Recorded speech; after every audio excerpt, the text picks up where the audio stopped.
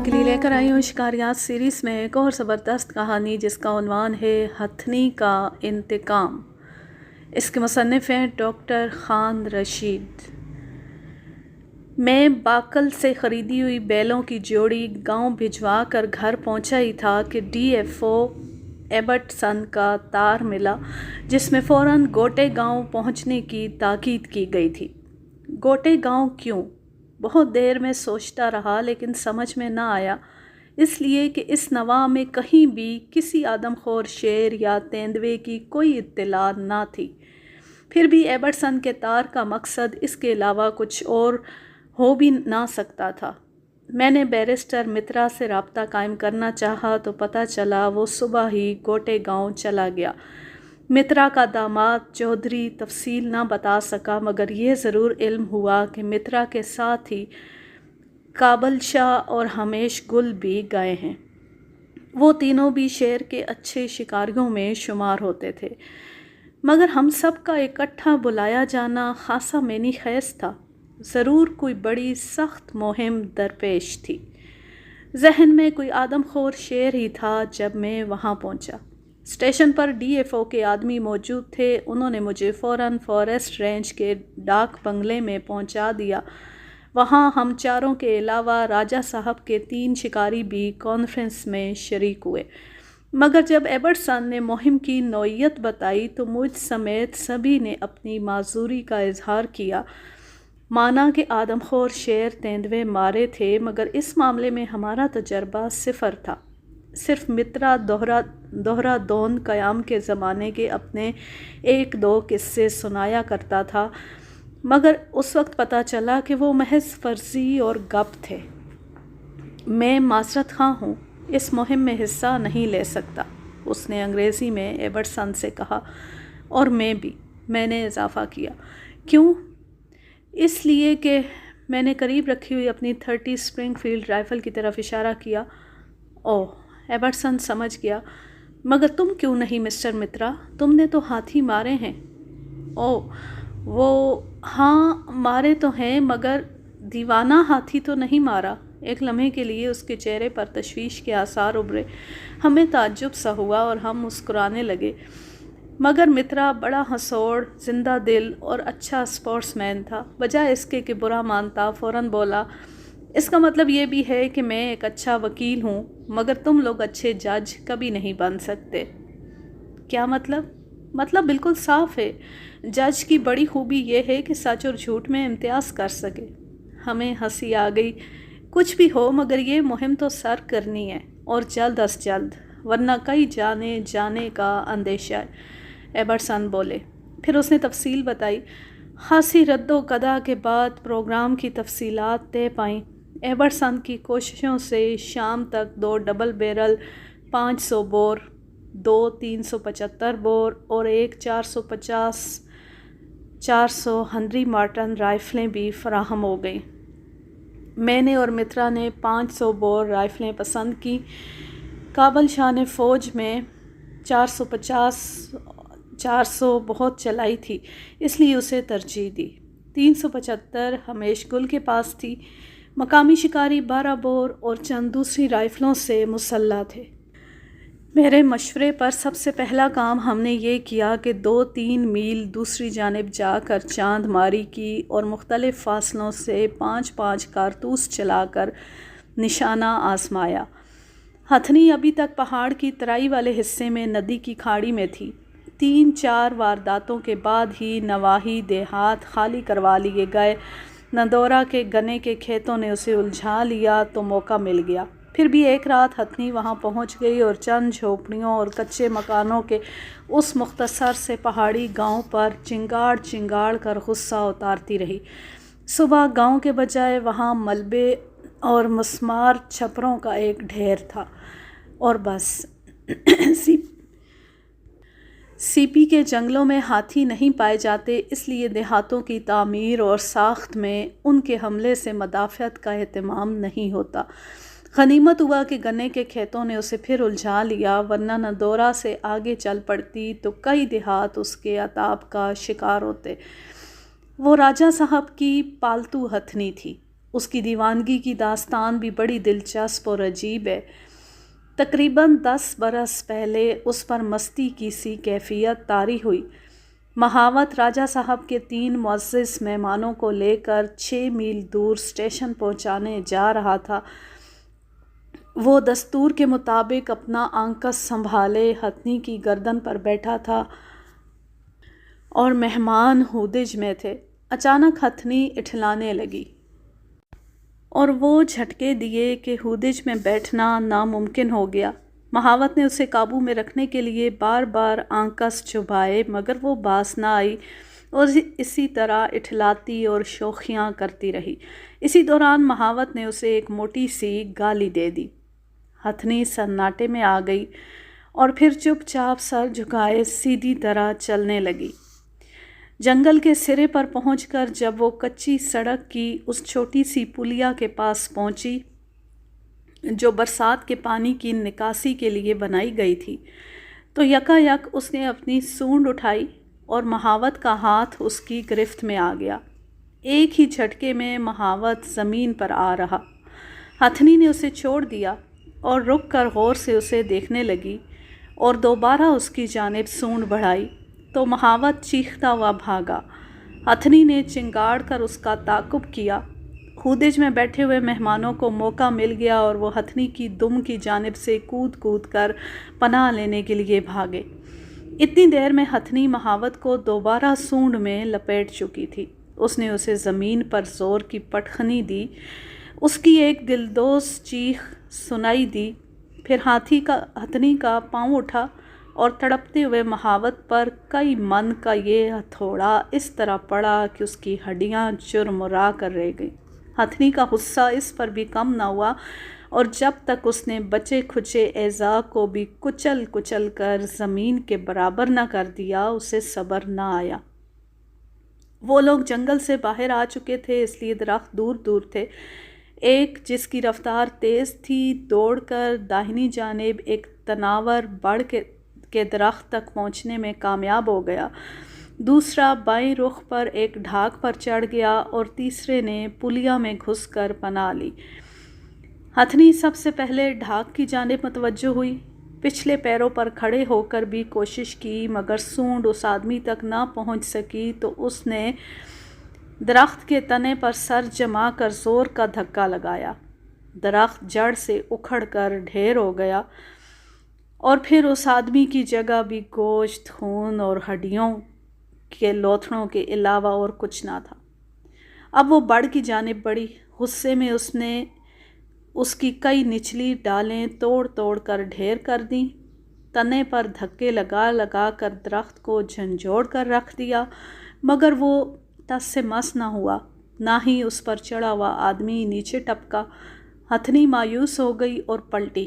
اس نے تیسرے آدمی کو پلیا میں گھستے ہوئے نہ دیکھا تھا مگر بدقسمتی سے اس نے جھانک کر اپنے ساتھی کا انجام دیکھنا چاہا۔ اس پر ہتھنی کی نظر پڑ گئی۔ پلیا کا قطر ایک موٹے سے پائپ سے زیادہ نہ تھا جس میں بیٹھ کر ہی داخل ہوا جا سکتا تھا۔ ہتھنی نے بیٹھ کر اس میں اپنی سونڈ داخل کی مگر سڑک کی چوڑائی زیادہ تھی اس لیے سونڈ نصف پلیا سے آگے تک نہ جا سکی۔ وہ آدمی دوسری جانب گھس گیا۔ ہتھنی نے دوسری جانب سے کوشش کی تو سونڈ پہنچنے سے پہلے وہ پھر اپنی پہلی جگہ پر آ گیا۔ کچھ دیر تک یہی ہوتا رہا۔ پھر ہتھنی نے پلیا سے سر اڑا کر دھکے دینے شروع کیے مگر وہ بھی لا حاصل ہی رہے۔ ممکن ہے چند پتھر اپنی جگہ سے ہل گئے ہوں لیکن ان سے کچھ نہ بنا تو ہتھنی کچھ دیر تک کان ہلاتی اور غور کرتی رہی، پھر اچھلی اور چاروں پاؤں جوڑ کر پلیا پر اس زور سے کودی کہ وہ بیٹھ گئی۔ اس میں چھپے ہوئے آدمی کو یوں زندہ دفن کرنے کے بعد اس نے اطمینان لیا اور پھر گوٹے گاؤں کی جانب چل پڑی۔ ہودج کو بڑ سے ٹکرا کر پہلی ٹکڑے ٹکڑے کر چکی تھی۔ اس کے جانے کے بہت دیر بعد بڑ والا آدمی اترا اور نرسنگ پورہ اسٹیشن پہنچا۔ حادثے کی تفصیل اور ہتھنی کی دیوانگی کے خطرے نے ہر طرف خوف اور دہشت کی ایک لہر دوڑا دی۔ راجہ کے ملازموں نے لوہے کے کانٹے دار گوکھر بچھا کر ہتھنی کو گھیرا مگر اس کے قریب جانے کی ہمت کوئی نہ کر سکا۔ بہاری گونڈ نے ہمت کی، جو روزانہ اسے اس کا راتب دیتا تھا وہی اسے تھان تک لایا اور ہاتھی کے قریب ہی اسے باندھ دیا گیا۔ دوسری دن ایک موٹی سی زنجیر کا اضافہ اور کر دیا گیا۔ اب اس کا ایک پچھلا اور ایک اگلا پاؤں جکڑا ہوا تھا۔ ہاتھی برابر باہر آتا جاتا رہا، مگر ہتھنی جو قید ہوئی تو پھر مدتوں رہائی نہ پا سکی۔ اس کی ہنگامہ آرائی باعث تشویش تھی، اس لیے زنجیروں کے ساتھ پیروں میں کانٹے دار تار کا اور اضافہ کر دیا گیا تاکہ زور لگانے کی کوشش کرے تو کانٹے چبھ کر پاؤں کو زخمی کر دیں اور تکلیف سے مجبور ہو کر وہ ایسا نہ کر سکے۔ اس کی اسیری کو سال بھر بھی نہ گزرا تھا کہ راجا نے سب ڈویژنل افسر کو مدعو کیا۔ ان کے ساتھ ایک 8-10 سالہ لڑکا رحیم بخش بھی تھا۔ رحیم بخش نے ہاتھیوں میں بطور خاص دلچسپی لی اور زیادہ وقت انہی کے پاس گزارا۔ بہاری ہتھنی کو گرفتار کروانے کے بعد اس کے انتقام کے خوف سے ملازمت ترک کر چکا تھا اور نندورہ کے گنے کے کھیتوں کی چوکیداری اور گڑ بنانے پر مامور تھا۔ بہاری کی جگہ ایک دوسرا گونڈ ہاتھیوں کو راتب دینے کی خدمت انجام دیتا۔ رحیم بخش بڑے غور سے دیکھتا رہا۔ ایک بڑے سے کینوس پر ڈھیر سا آٹا گوندھ کر گونڈ نے 2 موٹے موٹے روٹ پکائے۔ اس دوران اس کا 5-6 سالہ ننگ دھڑنگ اور سیاہ فام لڑکا، جس نے کمر میں صرف چاندی کا کٹ ڈورا باندھ رکھا تھا، کبھی ہاتھی کے پاس جاتا اور کبھی ہتھنی کے پاس۔ دونوں بڑے پیار سے اسے اپنی لٹکی ہوئی سونڈ پر بٹھا کر باری باری دائیں بائیں جھولا دیتے رہے۔ روٹیاں تیار ہو گئیں تو گونڈ نے ایک روٹی ہاتھی کو دی اور ایک ہتھنی کو، جن کی آنکھوں میں تشکر کی چمک تھی۔ ہتھنی نے سونڈ سر پر رکھ کر اسے سلام بھی کیا۔ بچے کو دیر تک جھلاتی رہی۔ روٹی ٹھنڈی ہو گئی تو اسے کھانے لگی۔ گونڈ نے اسے پانی پلایا، پھر 3-4 بالٹیوں سے اسے نہلایا بھی۔ گھاس چارہ ڈالنے کے بعد وہ اور اس کا لڑکا چلے گئے۔ اب وہاں رحیم بخش کے علاوہ کوئی اور نہ تھا، جو دیر سے سامنے مولسری کے درخت سے ٹیک لگائے یہ تماشا دیکھ رہا تھا۔ رحیم بخش کو شرارت سوجی۔ وہ ہتھنی کی پشت کی جانب گیا اور پیپل کے تنے سے بندھی ہوئی زنجیر اور کانٹے دار تار کو جھٹکے دینے لگا۔ ہتھنی کا پاؤں کانٹوں سے پہلے ہی زخمی تھا، اب جو کانٹے چبھے تو وہ ہر جھٹکے پر کراہنے لگتی۔ رحیم بخش کو اس کی اذیت رسانی میں لطف آیا اور وہ دیر تک اسے ستاتا رہا۔ اگلا پاؤں بھی دوسری زنجیر کے ساتھ بندھا ہونے کے باعث وہ بیچاری گھوم نہ سکتی تھی اور مجبور تھی۔ کچھ دیر بعد رحیم بخش پھر گھوم کر مولسری کے پاس آیا اور درخت سے ٹیک لگا کر ہتھنی کو دیکھنے لگا۔ ہتھنی نے گھاس چارے کو نظر انداز کر کے سونڈ بڑھائی اور پیپل کی ایک ٹوٹی ڈال قریب گھسیٹ لی۔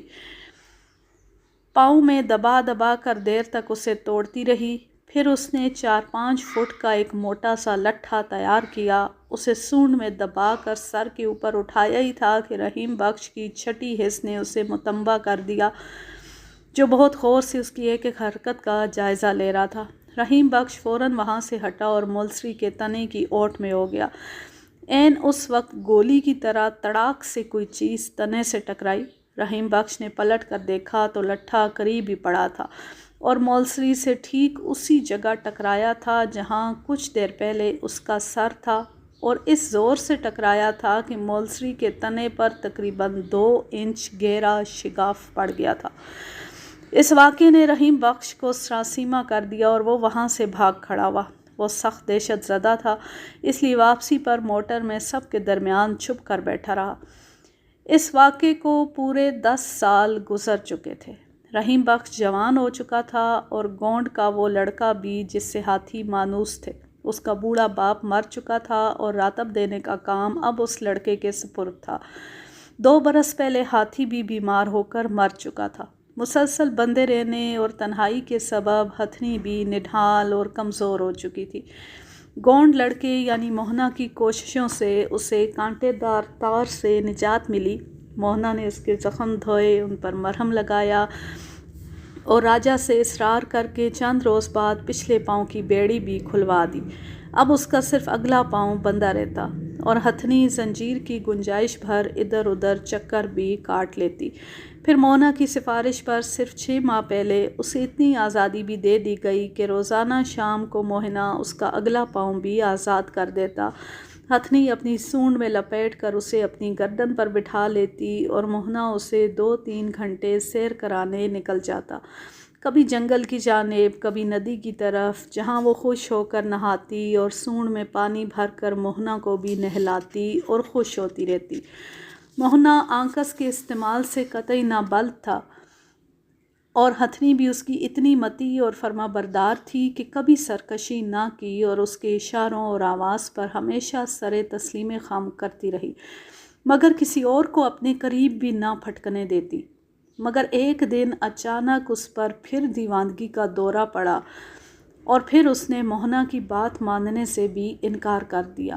ہوا یہ کہ اس کی نگاہ رحیم بخش پر پڑ گئی، جو ایک گھوڑے پر سوار راجا سے ملنے آیا تھا۔ غنیمت ہوا کہ اس وقت ہتھنی بندھی ہوئی تھی۔ رحیم بخش نے اپنا گھوڑا مولسری کے قریب روکا ہی تھا کہ ہتھنی جو بیٹھی ہوئی تھی اٹھ کھڑی ہوئی اور اس کی جانب بڑھی، بغیر زنجیر کے سبب وہاں تک نہ پہنچ سکی۔ اس کے منہ سے جھاگ نکلنے لگا اور وہ زنجیر توڑانے کے لیے خوفناک انداز میں چنگاڑ چنگاڑ کر جھٹکے دینے لگی۔ رحیم بخش اپنے گھوڑے پر بھاگ کھڑا ہوا۔ گاؤں کے لوگ دہشت زدہ ہو گئے۔ موہنا نے اسے بہت پھسلایا اور غصہ فرو کرنے کی کوشش کی، مگر اس نے ایک نہ سنی اور مسلسل زنجیر توڑانے کی کوشش کرتی رہی۔ وہ غصے سے پاگل ہو رہی تھی۔ تیور دیکھ کر موہنا بھی اس کے قریب جانے کی جرأت نہ کر سکا۔ زنجیر پرانی، زنگ آلود اور کمزور ہو چکی تھی۔ تقریباً 1 گھنٹے بعد وہ درمیان سے ٹوٹ گئی۔ اس وقت وہاں موہنا کے علاوہ کوئی بھی نہ تھا۔ گوٹے گاؤں کی گلیاں سنسان ہو چکی تھیں اور لوگ اپنے گھروں میں دبک کر دروازے بند کر چکے تھے۔ دیوانگی کے باوجود ہتھنی نے موہنا کو کچھ نہ کہا اور اسے مولسری کے پاس کامتا چھوڑ کر آگے بڑھ گئی۔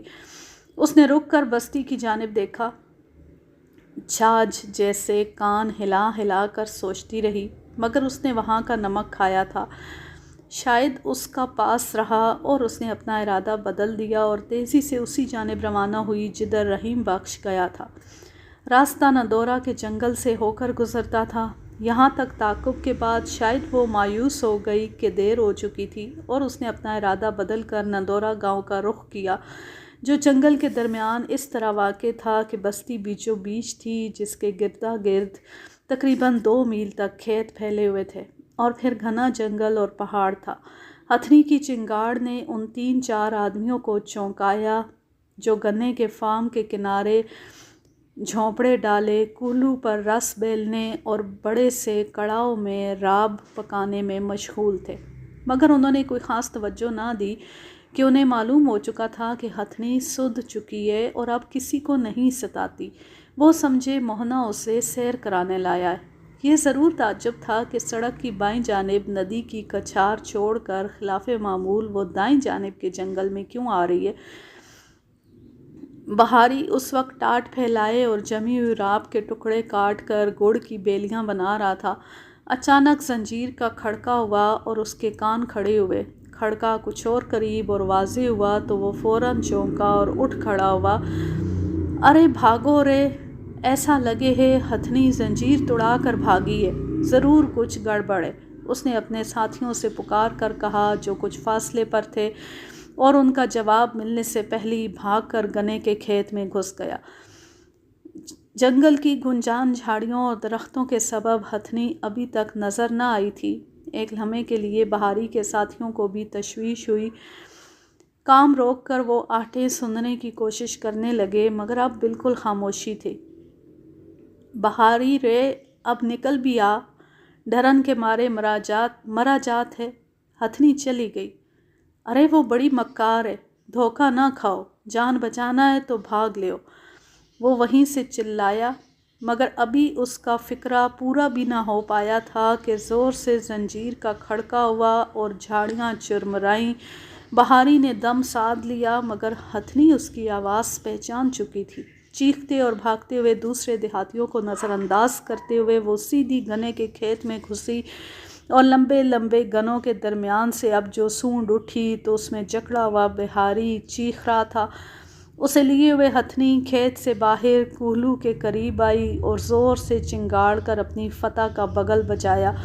کوہلو کے بیل جو اتر کر بھاگ کھڑے ہوئے تھے، ہتھنی نے بہاری کو زمین پر پٹخا اور اس کے اٹھنے سے پہلے ہی اپنے وزنی پیروں سے کچل کر اسے زمین کے برابر کر دیا۔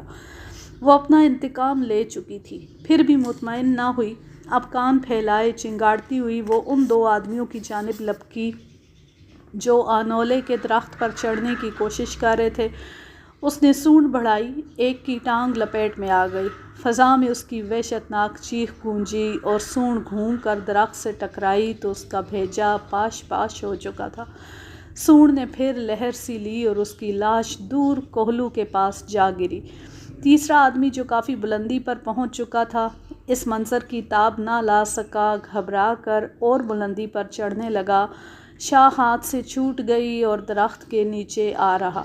ہتھنی نے اس کی ایک ٹانگ فوراً سونڈ کے حلقے میں جکڑ لی، ایک بار اسے ہوا میں لہرایا، پھر آہستگی سے زمین کی جانب لائی، دوسری ٹانگ پاؤں کے نیچے دبا لی اور چر سے اسے چیر کر دو ٹکڑے کر دیے۔ چوتھے آدمی کا کوئی سراغ نہ ملا، شاید وہ گنے کے کھیت ہی میں کہیں دبک گیا تھا۔ اب ہتھنی جھونپڑی کی جانب متوجہ ہوئی اور اسے تاخت و تاراج کر دیا۔ گڑ کی 2-4 بیلیاں کھائیں، کوہلو اکھاڑ کر دور پھینک دیا اور بڑے سے کڑاہو کی جانب بڑھی جس میں شیرہ پک رہا تھا۔ ایک ہی جھٹکے میں کڑاہو الٹ تو دیا مگر گرم گرم راب سے اس کی سونڈ اور اگلا پاؤں جلا تو چیخنے لگی اور گھبرا کر گنے کے کھیت میں گھس گئی۔ سوزش میں کمی ہوئی تو اطمینان سے گنے کھا کر پیٹ بھرنے لگی۔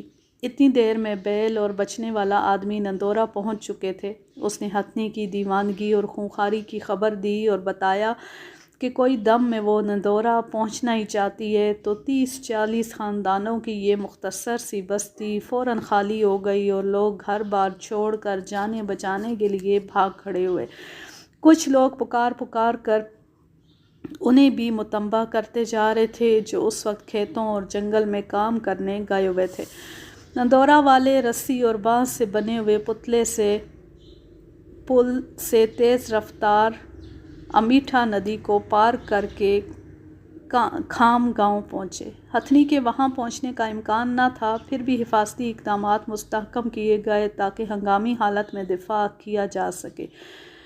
اسی رات ہتھنی نے نندورہ کی ویران بستی پر یلغار کی اور اسے تباہ کر ڈالا۔ شاید بہاری سے اپنی اسیری کا انتقام لینے کے بعد ہتھنی کا غصہ فروغ ہو جاتا کہ اس نے اس کے ساتھیوں اور گاؤں کو بھی تباہ کر دیا تھا، مگر اس کی خونخواری اور دیوانگی کی خبر تیزی سے پھیلی اور دہشت نے سارے علاقے کو اس طرح اپنی لپیٹ میں لے لیا کہ کسی نے اس کے صحیح الدماغ ہونے کی طرف قطعی توجہ نہ دی۔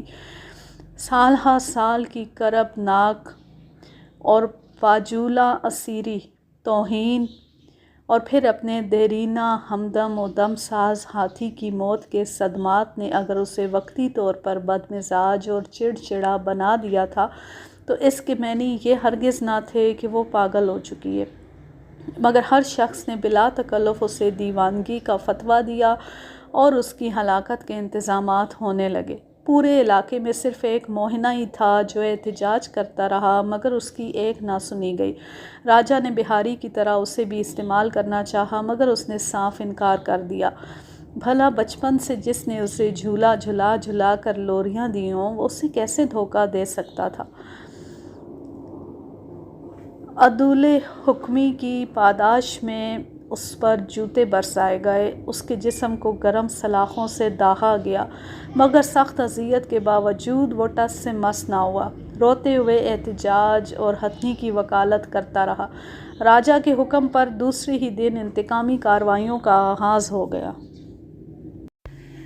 ہمیں بعجلت یوں بلایا گیا تھا کہ ہتھنی نے نندورہ کے جنگل میں 2 دن سے راجا صاحب کے 3 ملازم شکاریوں کو گھیر رکھا تھا۔ وہ ایک تناور اور بلند بڑ کے درخت پر بنائے ہوئے کشادہ اور آرام دہ مچان میں محصور تھے۔ ان میں سے ایک ہاتھی کی آواز کی نقل اتارنے میں ماہر تھا۔ اسی کے قریب اسی کے فریب میں آ کر ہتھنی ادھر جا نکلی تھی اور پھر گولیوں کی اندھا دھند بوچھاڑ کی زد میں آ گئی۔ 4-5 گولیوں میں سے ایک بھی ایسی نہ تھی جو مہلک ثابت ہوتی۔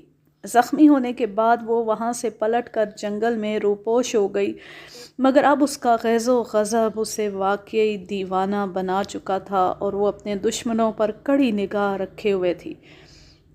ایبرسن نے ہمیں تفصیل بتائی اور یہ بھی کہ راجا کے گونڈ شکاری قطعی نا تجربہ کار اور دراصل معمولی رکھوالے تھے جو سوروں سے اس کی فصلوں کی حفاظت کیا کرتے تھے۔ ان میں سے 2 نے اپنی بھرمار بندوقوں کا استعمال کیا تھا اور تیسرے نے راجا کی 7mm رائفل استعمال کی تھی۔ یہ تینوں ہتھیار ہتھنی کے لیے قطعی ناموزوں، غیر مؤثر اور بیکار تھے۔ ایبرسن پہلے ہی راجا کی حماقت اور عجلت پر اسے تنقید کا نشانہ بنا چکا تھا، اس لیے ہم نے جز بز ہونے کے باوجود اس سے کچھ نہ کہا۔ ہانکے کا بندوبست ناممکن تھا کہ کوئی اس کے لیے تیار نہ ہوتا۔ پھر ضروری نہ تھا کہ ہتھنی اس سے ہراساں ہو کر دوسرے جنگلی جانوروں کی طرح فوراً بھاگ کھڑی ہوتی اور شکاریوں کی جانب جا نکلتی، بلکہ اس کے برعکس اس بات کا قوی امکان تھا کہ آہٹیں اور آوازیں سنتے ہی وہ اسی جانب متوجہ ہوتی اور ہانکا کرنے والوں پر ہی ٹوٹ پڑتی۔ ہم میں سے ہر شخص اس معاملے میں بالکل اناڑی تھا اور اس کا اعتراف کر چکا تھا، مگر 3 جانیں فوری خطرے میں تھیں، اس لیے کہیں اور سے ہاتھی کی کسی تجربہ کار شکاری کو بلوانا اور اس کی آمد کے انتظار میں تاخیر کرنے کا موقع نہ تھا۔ پھر وہ کوئی جنگلی ہتھنی تو نہ تھی، پاگل ضرور ہو رہی تھی، پھر بھی پالتو تھی، اس لیے چاند ماری ہی تو کرنی تھی۔ اس کے پاؤں سے بندھی ٹوٹی اور کھڑکھڑاتی ہوئی زنجیر بھی ہمارے حق میں تھی، جو دور ہی سے ہمیں اس کی آمد سے مطمع کر دیتی۔ زخموں کی نوعیت کا علم نہ تھا، پھر بھی وہ زخمی ضرور تھی، جس کے سبب اس کی چستی اور تنومندی یقیناً متاثر ہوئی ہوگی۔ خاصے غور و خوض کے بعد ہم نے ایک جامع منصوبہ بنایا اور اپنی مہم کا آغاز کیا۔ مچان پر پھنسے ہوئے گونڈوں نے عارضی طور پر بھوک کا علاج تو برگد کے کچے پکے پھلوں سے کر لیا تھا، مگر پیاس ہر لحظہ ناقابل برداشت ہوتی جا رہی تھی۔ تاہم ہتھنی قریب ہی چھپی ہوئی تھی، اس لیے درخت سے نیچے اترنے کی ہمت کوئی نہ کر سکا۔ وہ وہیں بیٹھے مدد کے لیے چیختے رہے، یہاں تک کہ ان کے گلے بیٹھ گئے، اور ہتھنی کی چنگاڑ اور آہٹوں پر اندازے سے فائر کرتے رہے، مگر کوئی نتیجہ نہ نکلا۔ ہماری پارٹی ایبرسن کی کھلی ہوئی کار میں فارسٹ روڈ پر اس جگہ پہنچی جس کے بائیں جانب تقریباً 1 فرلانگ دور ترائی کے جنگل میں وہ مقام تھا جہاں گونڈ محصور تھے۔ کچھ دیر پہلے ہتھنی بھی اسی جانب چنگاڑتی ہوئی سنی گئی تھی۔ اس جانب سے مہم کا آغاز یوں بھی موزوں تھا کہ ہوا کا رخ ادھر سے ہماری جانب تھا اور ہماری آہٹیں اور بو ہتھنی کو نہ مل سکتی تھی۔ داہنی طرف تقریباً 2 فرلانگ کے جنگل کے بعد نندورا کا گنے کا فارم تھا۔ ہتھنی کے پیروں کے نشانات ادھر بھی تھے، اس لیے اس سمت بھی اس کی موجودگی غیر متوقع نہ تھی۔ پھر بھی قرین قیاس یہی تھا کہ گنوں کے لالچ میں اس نے اپنے دشمنوں کا محاصرہ ترک نہ کیا ہوگا کہ پیٹ بھرنے کے لیے وہاں بھی انواع و اقسام کی غذا موجود تھی اور ندی کا پانی بھی تھا۔ منصوبے کے مطابق تھوڑے تھوڑے فاصلوں پر محفوظ اور بلند درختوں پر شکاریوں کو بٹھاتے ہوئے ہم برگد کی جانب بڑھے، بطور حفظ ما تقدم کہ اگر ہم ہتھنی کو ہلاک نہ کر سکیں اور اس کے تعاقب کی زد میں آ جائیں تو ہنگامی حالات میں درختوں پر چھپے ہوئے شکاریوں کی گولیاں ہماری مدد کر سکیں۔ پہلے مقامی شکاری بٹھائے گئے، پھر ایبرسن، ہمیش گل اور کابل شاہ۔ اب صرف میں اور مترا بچے جو پھونک پھونک کر قدم رکھتے ہوئے اس طرف بڑھے جہاں ہتھنی کی موجودگی متوقع تھی۔ دوپہر کا وقت تھا، جنگل پر ہولناک قسم کا سکوت طاری تھا۔ عام پرندوں اور کیڑے مکوڑوں کی آوازوں کے علاوہ کوئی غیر معمولی آہٹ سنائی نہ دی۔ جو ہمیں ہتھنی کا سراغ دے سکتی۔ پھر بھی اس کے نقوش پا ہماری رہنمائی کرتے رہے جو سیدھے برگد کی جانب جا رہے تھے۔ واپسی کے آثار نہ تھے، عین ممکن تھا کہ وہ کسی اور رخ سے واپس لوٹی ہو۔ پھر بھی ان کی عدم موجودگی ہماری ہمت بڑھا رہی تھی کہ ہماری جستجو صحیح خطوط پر ہے۔ ہم دھڑکتے ہوئے دلوں کے ساتھ ہر آہٹ پر چونکتے اور ہر کھٹکے پر بالکل خاموشی سے آگے بڑھتے رہے۔ پانی کی فوجی چھاگلیں اور کارتوسوں کے تھیلے ہمارے کاندھوں پر تھے، بارود بھری رائفلیں ہاتھوں میں تھی۔ ہم اتنے محتاط تھے کہ فرلانگ 1.5 فرلانگ کا فاصلہ ہم نے تقریباً 2 گھنٹے میں طے کیا۔ یہاں جنگل اتنا گھنا تھا کہ 10 گز دور کی چیز بھی بمشکل نظر آتی۔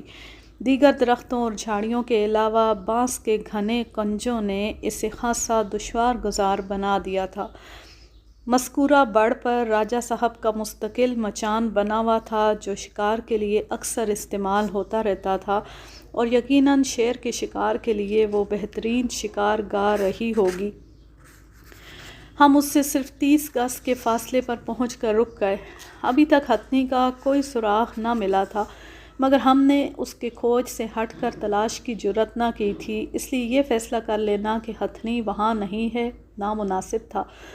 اس وقت سب سے بڑا یہ مسئلہ درپیش تھا کہ برگد تک کیوں کر پہنچا جائے۔ اس لیے وہاں محصور گونڈوں کو اپنی موجودگی کا سگنل دینا ضروری تھا، ورنہ خدشہ تھا کہ آہٹ پاتے یا جھاڑیوں کی اوٹ میں ہماری جھلک دیکھتی گھبراہٹ میں وہ ہتھنی سمجھ کر گولیوں کی بوچھاڑ نہ کر دیں۔ سگنل کا مروجہ اور مسلمہ طریقہ سیٹی ہی ہو سکتی تھی، مگر اس طرح ہتھنی کو اپنی موجودگی کی اطلاع فراہم کرنا بھی ہو جاتا۔ مترا کی رائے تھی کہ پہلے ہم کسی محفوظ درخت پر چڑھ جائیں پھر سیٹی بجائیں، مگر میں نے یہ تجویز مسترد کر دی، اس لیے کہ اس کے بعد مسئلہ اور الجھ جاتا۔ پھر ہم درخت سے نیچے اتر سکتے نہ گونڈ شکاری کہ ہتھنی گھات میں ہوتی۔ میرے ذہن میں ایک ترکیب آئی اور میں نے ایک ہوائی فائر کر دیا۔ نتیجہ خاطر خواہ نکلا اور گونڈ جان گئے کہ مدد پہنچ گئی ہے، اور انہوں نے اپنے حلق پھاڑ پھاڑ کر ہم سے کچھ کہنے کی کوشش کی، مگر گلے بیٹھے ہونے کے باعث ہم ان کا ایک لفظ بھی نہ سمجھ سکے۔ چونکہ وہ 2 دن سے وقتاً فوقتاً کئی فائر کر چکے تھے، اس لیے ہم مطمئن تھے کہ ہتھنی مغالطے میں رہی ہوگی اور ہماری مداخلت کا شبہ نہ کر سکے گی، مگر یہ غلط فہمی ہی ثابت ہوئی۔ قدرے توقف کے بعد ہم آگے بڑھے، گونڈوں کو خاموش رہنے کا اشارہ کیا اور اپنی نگرانی میں انہیں مچان سے نیچے اتارا۔ بھوک پیاس سے ان کی حالت انتہائی ناگفتہ بے تھی۔ مترا نے انہیں 2 بسکٹ اور پانی کی چھاگل دی۔ وہ تازہ دم ہو گئے تو ہم نے ان سے کہا کہ چاہیں تو مچان پر ہی توقف کریں یا پھر اسی راستے سے جنگل سے باہر نکل جائیں جس پر چل کر ہم آئے تھے، کہ ادھر ہتھنی نہ تھی۔ وہ مچان پر محصور ہونے سے گھبرا چکے تھے، اس لیے انہوں نے جنگل سے نکل جانے کو ترجیح دی۔ انہوں نے یہ بھی بتایا کہ صبح سویرے ہتھنی کے چنگاڑنے کی آواز تقریباً 150 گز دوسرے رخ پر سنائی دی تھی، جہاں ندی کی کھاڑی میں خربوزے اور تربوز کی باڑیاں تھیں۔ دوہترا گاؤں کے کسان جنہیں چھوڑ کر بھاگ کھڑے ہوئے تھے۔ ہم بمشکل 25-30 گز بڑے ہوں گے کہ ہتھنی کے نقوش پا ادھر جاتے ہوئے ملے۔ گرمی کے سبب ندی کا بیشتر حصہ خشک ہو چکا تھا، وہیں ریت پر ککڑی خربوزوں کی فصل تھی۔ ندی کی درمیانی اور مختصر نالے جیسی دھار کے علاوہ ادھر ادھر چھوٹے بڑے گڑھوں میں بھی پانی موجود تھا۔ ہتھنی نے یہ فصل خوب اجاڑی اور کھائی تھی۔ ایک بڑے سے گڑھے میں ہتھنی کے لوٹنے کے آثار بھی تھے۔ وہ وہاں سے نکل کر ذرا دیر پہلے ہی دوبارہ اور دوسرے راستے سے اسی جنگل میں داخل ہوئی تھی جہاں مچان تھا۔ پانی کی بوندیں اور تازہ تازہ کیچڑ غماز تھا کہ اسے یہاں سے گئے زیادہ دیر نہ ہوئی تھی۔ ہمیں گونڈوں کی جانب سے تشویش ہوئی اور ہم تیزی سے ہتھنی کے تعاقب میں روانہ ہوئے۔ مچان والے بڑھ کے بائیں جانب کچھ فاصلے پر چھوڑتے ہوئے آگے بڑھے ہی تھے کہ فائر کا دھماکہ ہوا، چیخنے کی آواز آئی اور پھر فائر ہوا۔ ہم تیزی سے آگے بڑھے۔ اور ایک خونی منظر دیکھ کر لرز گئے۔ ہماری جانب ہتھنی کی پشت تھی، ہم اس کے سر کو نشانہ بنانا چاہتے تھے، اس لیے متعامل ہو گئے۔ عین اس وقت ہتھنی کی سونڈ اوپر اٹھی اور ایک جھٹکے کے ساتھ ایک گونڈ کی درمیان سے چری ہوئی آدھی لاش ہم پر خون کے چھینٹے برساتی ہوئی ہمارے سامنے آ گری اور تڑپنے لگی۔ بے حد بھیانک منظر تھا۔ لاش کی صرف ایک ٹانگ، سینہ اور بازو تھا۔ دل دیر تک دھڑکتا اور خون کے چھینٹے اڑاتا رہا اور ہاتھ پاؤں اور بوٹیاں پھڑکتی رہیں۔ ایک لمحے کے لیے ہم کانپ گئے۔ ہتھنی نے اس غریب کو بیچ سے چیر کر دو کر دیا تھا۔ اب اسی جانب آگے بڑھی، شاید دوسرے بھاگنے والے گونڈوں کا تعاقب کرنا چاہتی تھی۔ ابھی تک ہمیں اس کا سر نظر آ سکا تھا، نہ اس کی توقع تھی۔ گنجان جھاڑیوں اور اس کی رفتار کے باعث ہم اس کے سامنے کے رخ پر نہ پہنچ سکتے تھے۔ اس پوزیشن میں ریڑھ کی دمچی ہی موزوں جگہ ہوتی، جہاں گولی لگ جائے تو دماغ سے حرام مغز کا رشتہ ٹوٹ جاتا ہے اور اتنی سخت ضرب لگتی ہے کہ دماغ لرز کر عارضی یا مستقل طور پر معاف ہو جاتا ہے اور جانور الٹ کر گر پڑتا ہے۔ میں بعجلت تمام دم کی جڑ کو تاک کر لبلبی دبا دی۔ نشانہ خطا ہو گیا اور بعد میں پتہ چلا کہ گولی تقریباً 2 انچ ہٹ کر لگی تھی۔ پھر بھی 500 بور کی گولی تھی جو کچھ دور تک اس کے جسم میں دھنستی ہوئی پیٹھ سے نکلی تو اسے اتنا زخمی ضرور کر گئی کہ اس کے اٹھے ہوئے قدم رک گئے۔ وہ خوفناک انداز میں چنگاڑی اور اپنے بڑے بڑے کان پھڑ پھڑاتی اور سونڈ لہراتی ہوئی ہماری جانب پلٹی۔ ابھی وہ پوری طرح گھومنے نہ پائی تھی کہ مترا کی گولی اس کے بند پر پڑی۔ وہ گھوم گئی مگر اب اس کے پاؤں کانپ رہے تھے۔ عین اس وقت میری گولی اس کے کان میں لگی اور اس کے پچھلے گھٹنے زمین سے ٹک گئے۔ مترا کی دوسری گولی اس کی پیشانی پر لگی تو اس کے اگلے پاؤں بھی جواب دے گئے۔ وہ آخری بار چنگاڑی، پھر کروٹ کے بل گر پڑی اور کراہنے لگی۔ ہم اس سے بمشکل 15-20 گز دور اور زمین پر قطعی غیر محفوظ تھے، مگر اب ہمیں کوئی ڈر نہ تھا۔ ہم نے رائفلیں دوبارہ لوڈ کیں اور اسے زد میں لیے ہوئے چپ چاپ دیکھتے رہے۔ مزید گولیاں ضائع کرنا فضول تھا۔ اس کی سونڈ سانپ کی طرح زمین پر ادھر ادھر لہراتی رہی اور زخموں سے خون کے فوارے چھوٹتے رہے۔ دوسری جانب دور ہمیں کسی کے چلانے کی آواز آئی، پھر اسی رخ سے ایک فائر ہوا۔ ہم نے چلا کر منع کیا کہ فائر نہ کیا جائے، ہم فائر کی زد میں آ سکتے ہیں۔ جھاڑیوں کے درمیان سے کابل شاہ پر نظر پڑی جو ایک چیختے ہوئے گونڈ سے گتھم گتھا ہو رہا تھا۔ پھر وہ گونڈ بھاگتا ہوا قریب آیا تو ہم یہ دیکھ کر حیران رہ گئے کہ وہ موہنا تھا۔